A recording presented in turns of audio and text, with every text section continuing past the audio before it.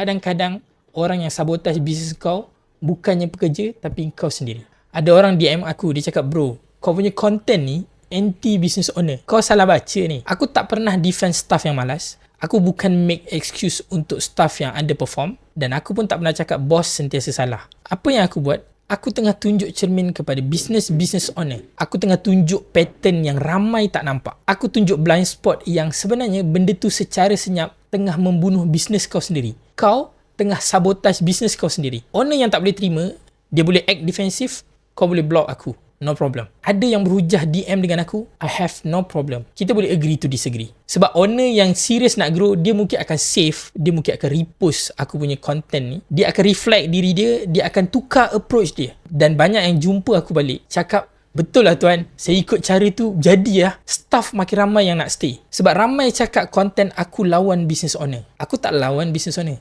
Aku challenge business owner. Sebab business yang nak grow lama datang daripada owner yang willing untuk rasa tak selesa dengan truth, kebenaran. Bukannya seronok dengan penipuan yang manis. Kalau you nak dengar benda yang fit you punya ego, I'm not the right person. Aku dekat sini wujud untuk menyedarkan owner